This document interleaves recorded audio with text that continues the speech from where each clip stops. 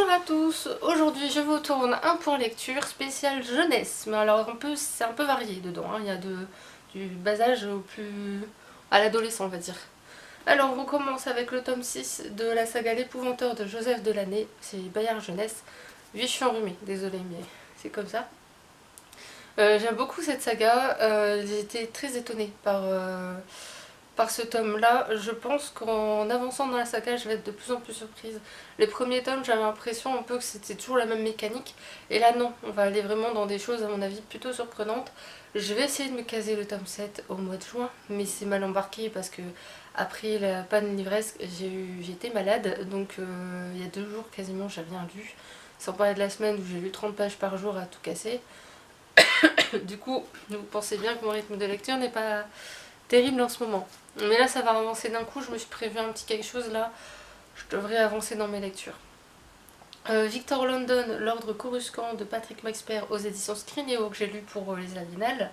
Alors non, ce n'est pas un tome 1, c'est un one shot, parce que j'ai vu que sur beaucoup de sites c'était marqué tome 1, c'est pas un tome 1.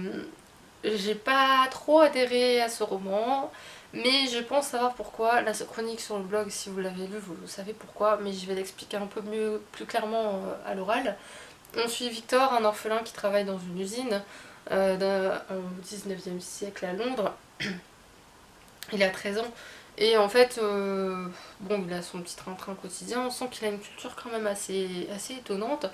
Mais il a aussi un très beau phrasé vraiment à l'ancienne. Et il se trouve que des personnes vont vouloir le kidnapper. Alors il y a 2 clans qui vont s'opposer. Et alors ça pourrait être intéressant de ce point de vue là. Moi j'ai eu le sentiment que c'était du steampunk, raison pour laquelle je l'avais acheté heureusement d'occasion. Sauf qu'il n'y a pas de steampunk, c'est du fantastique. Du fantastique très bizarre, un peu d'espionnage dedans et j'ai pas tout capté. Quand j'ai lu ça j'ai dit c'est quoi ce truc. J'étais comme Victor à me dire mais dans quoi j'ai mis les pieds. Qu'est-ce qui se passe? Est-ce que c'est pas juste un cauchemar et que je vais me réveiller ou... Je réagissais un peu comme Victor, donc de ce point de vue-là, si c'était le but de l'auteur, c'est réussi. Par contre, je pense que j'ai pas tout capté parce qu'il y a des références à la saga Les Hauts Compteurs du même auteur. Et du fait que j'ai pas trop adhéré à ça, j'ai très peur de lire le tome 2 des Hauts Compteurs. Je sais même pas si je vais le lire, en toute honnêteté. C'est la première fois que j'ai un livre de ma palle où je suis profondément découragée. Et je pense que c'est ça aussi qui fait que j'ai pas trop réussi à m'imprégner du livre. Le fait que c'est des personnages qui réapparaissent pour certains dans d'autres sagas et que je les ai pas lus. Alors Gabriel Katz fait ça, hein, il a des personnages qui réapparaissent dans d'autres sagas, mais c'est pas gênant. On arrive à suivre, voilà, il n'y a pas de problème. Sauf que là, je sais pas, il y a un truc qui est pas passé.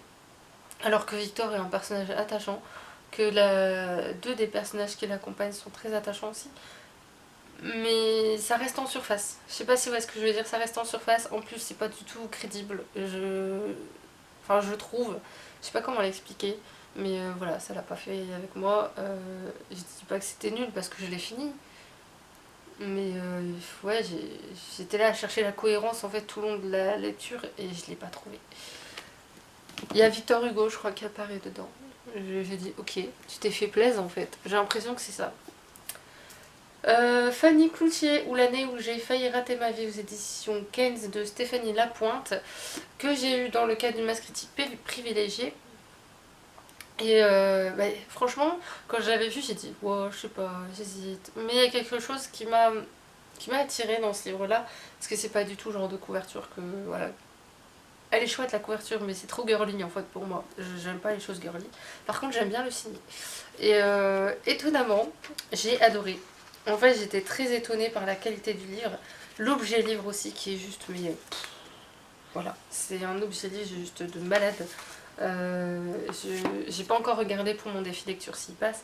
Par contre, il est bien tombé parce que l'autrice est québécoise et que du coup, il est rentré pour mon challenge du mois. Donc le livre en cours pour mon challenge, je vais pouvoir un peu prendre plus de temps parce que je l'aime bien, mais je suis pas à fond dedans. Donc je vais continuer à lire quand même parce que au moins ça fera une pavasse en moins dans ma pile à lire. Mais je vais faire passer en priorité le reste et ce sera ma lecture à côté, on va dire. Quand j'ai envie de lire ça, je lirai le matin parce qu'en ce moment je me lève très tôt du fait de mon rhume, je dors très mal, donc voilà. Mais pour en revenir à ce livre-là, il s'agit du journal de Fanny, ça je pense que vous avez compris. Et en fait, donc sa mère est décédée quand elle avait 3 ans. Son père, du jour au lendemain, va lui dire dans 15 jours, je pars au Japon, tu vas aller dans la famille dont je ne t'ai jamais parlé à Sainte-Laurette, un petit village voilà, qui ressemble pas du tout à Montréal, forcément. Et bah forcément, c'est une adolescente, et comme toute adolescente qui se respecte, elle va très mal réagir, ce qui est compréhensible. Elle va être en colère, elle va se renfermer, elle va s'isoler. Et en même temps, donc, il va y avoir cette adaptation dans son nouvel établissement scolaire, il va y avoir des problèmes avec sa meilleure amie, et au fur et à mesure du temps, elle va se rendre compte que bah, finalement, elle ne sait rien de sa mère. Son père ne lui parle jamais de sa mère. Il n'y a rien sur sa mère. Et il va se passer un élément déclencheur qui va faire que elle va vouloir savoir tout ce qu'elle ne sait pas sur sa mère et ce que son père lui cache. Et à partir de là, déjà c'était déjà très intéressant avant parce qu'il y a le côté très fun, très... il y a une forme d'ironie, d'humour un peu... il y a un ton, je sais pas comment qualifier ce ton là, mais j'ai beaucoup aimé la façon dont elle décrit, la façon dont elle s'exprime qui est très adolescent, hein, faut dire ce qui est. Et par contre, le seul truc où j'ai tiqué un peu, mais bon, c'est très personnel, Fanny a un côté un peu garçon manqué dans le sens où elle a du caractère, où elle se laisse pas marcher sur les pieds, elle est féministe et elle le revendique. Ça m'a beaucoup plu. Et paradoxalement, elle utilise un stylo rose fuchsia. Je vois pas la cohérence là-dedans, personnellement, mais je me suis dit, bon, c'est peut-être pour maintenir son côté girly, parce qu'elle est encore à l'adolescence, à la frontière en fait. Donc je me suis dit, bon, on va laisser passer ça, parce que paradoxalement, quand même, elle a son caractère. Et je trouve que ce roman qui paraît là comme ça, très jeunesse, très mignon, journal intime, machin, parle de choses quand même vachement importantes sur bah, l'absence d'un parent, sur les secrets, sur des choses pas si adolescentes que ça en fait, qui concernent tout le monde. Et j'ai vraiment beaucoup aimé, j'ai même envie de lire le tome 2. Le problème c'est que je vais avoir, c'est le prix en fait. Même s'il les vaut, hein. C'est 22,50€, ça les vaut parce qu'au vu de la qualité de l'ouvrage, je suis au gré de le dire, mais je veux dire, vous avez même des feuilles comme ça un petit peu collées, des collages dedans. Je vais essayer de... je tombais pile sur la page à laquelle je pensais en plus. Voilà. J'ai adoré. Franchement, elle était chouette. J'aime bien l'héroïne en plus. Enfin, l'adolescente, je l'aime beaucoup. J'ai appris d'ailleurs que l'autrice est également chanteuse, qu'elle avait gagné la Star Academy du Québec. Je ne sais plus quand, mais voilà. Pour info, hein, si ça vous intéresse. Et comme j'aime beaucoup, généralement, toutes les personnes qui ont le nom de famille Lapointe, généralement, j'aime ce qu'ils font. Je remarque juste ça. Hein. L'un de mes chanteurs préférés s'appelle Pierre Lapointe, c'est pas pour rien. Autre livre que j'ai reçu avec la masse critique, mais la classique cette fois-ci, Bougeotte de Perrine Jo et Aude Brisson aux éditions Le Diplodocus. C'est la première fois que je lis un album de chez eux, de ce que je me souviens. On suit Basile et son père qui vont découvrir que leur nouvelle maison en fait déménage dans tous les jours. Donc ils vont se retrouver dans différents décors différents chaque matin. Et quand j'avais vu le résumé, je m'étais dit oh c'est chouette machin, parce que j'ai lu des albums jeunesse avec des arbres voyageurs et c'était d'une beauté, voilà, que j'avais adoré. Et celui-là non, j'ai pas trouvé l'intérêt en fait. Je vais déjà vous montrer les graphismes. Alors déjà les graphismes c'est sans plus quoi on va dire, c'est sans plus. Par contre l'histoire ouais je m'attendais à mieux. Je veux dire il se réveille dans un nouveau décor tous les jours, ok. Mais il n'y a rien qui choque. Je veux dire, c'est... Il vous faut... C'est pas comme si on découvrait une nouvelle... Moi je pensais qu'on découvrirait une nouvelle culture à chaque page, même si c'est brièvement, mais quelque chose. Rien. Il rencontre personne, il voit personne. Jusqu'au jour où la maison va atterrir dans un petit village. Et en fait quand je vois la fin, j'ai dit tout ça pour ça. Sérieusement. Je suis partagée. Pour un gamin, je pense qu'un gamin il se fera plaisir surtout au niveau des graphismes, plus qu'au niveau de l'histoire. Mais sur le reste, honnêtement, je... ouais, une légère déception, on va dire, je m'attendais à mieux. Après, j'avais peut-être une idée préconçue aussi de l'album, hein, ça peut jouer. Le dernier, Benjamin Lacombe, chez Albin Michel, Ondine. Voilà, je crois que j'ai tout dit. Rien que Ondine, Benjamin Lacombe... je pense que voilà. Alors on suit en fait un chevalier qui va se retrouver perdu dans les bois. Un vieux monsieur va l'accueillir chez lui et il a une fille qui s'appelle Ondine. Et Ondine n'est autre qu'une créature des eaux.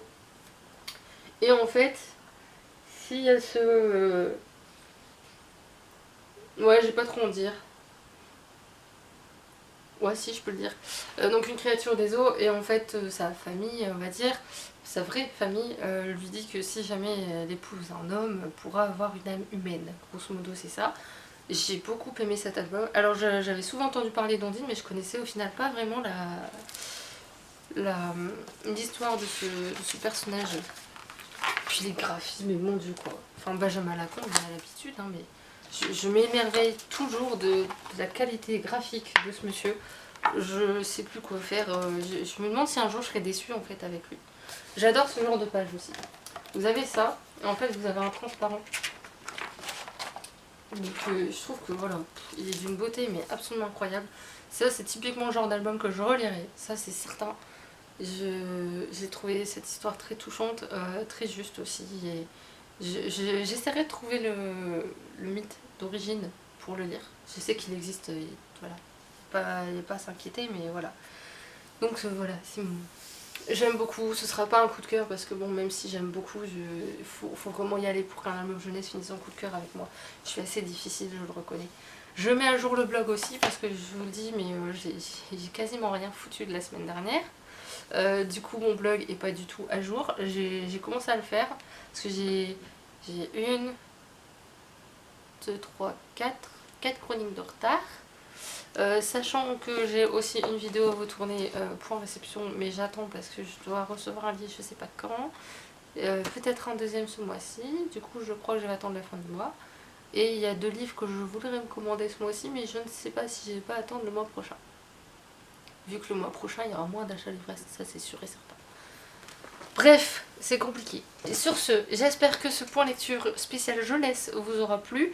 Dites-moi en commentaire s'il y a des livres qui vous intéressent, qui vous tentent, ou même s'il y en a que vous voudriez me recommander aussi, parce que je suis pas du tout les sorties livresques maintenant.